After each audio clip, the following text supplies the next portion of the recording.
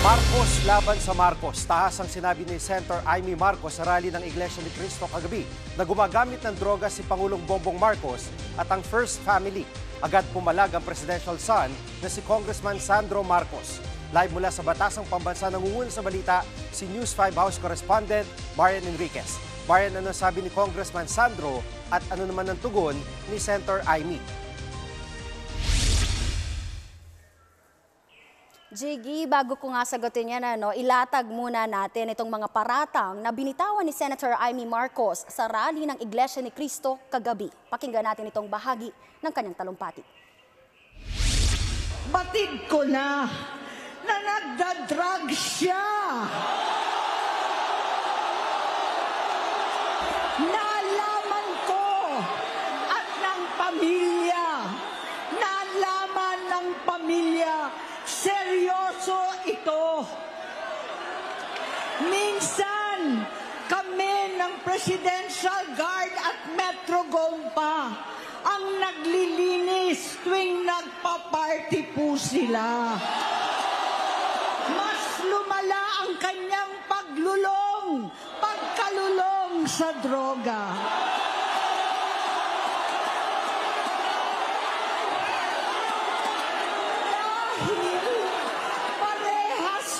Silang mag-asawa.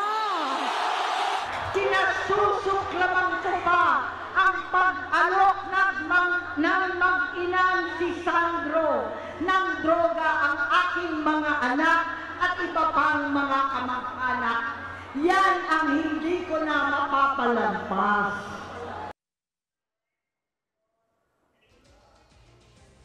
Jiggy, bumuelta nga sa kanyang tiyahin itong si House Majority Leader Sandro Marcos. Sa isang pahayag, sinabi ni Presidential son na iginagalang niya ang naging papel ng kanyang tiyahin sa pagtulong niya sa kanyang noong nagsisimula pa siya bilang public servant. Ito ang respeto niya kay Senator Amy, yung dahilan kung bakit masakit sa kanya ang aniyay pagtataksil ng senadora. Masakit din daw para kay Congressman Sandro na makitang bumaba ng ganito si Senator Amy at umabot pa sa puntong gumamit na nga ng kasinungalingan para magdulot ng destabilisasyon at isulong yung sarili niyang ambisyong politikal. Dagdag pa nga ni Sandro, yung paulit-ulit na paratang daw ng paggamit ng droga sa First Family ay hindi lang mali kundi mapanganib at irresponsable. Lahat daw nitong sinabi ni Senator Amy ay walang basehan, walang katotohanan at walang magandang idudulot sa bayan. At maanghanga ang huling mensahe ni Sandro sa kanyang tiyahing si Amy. Hindi raw ito asal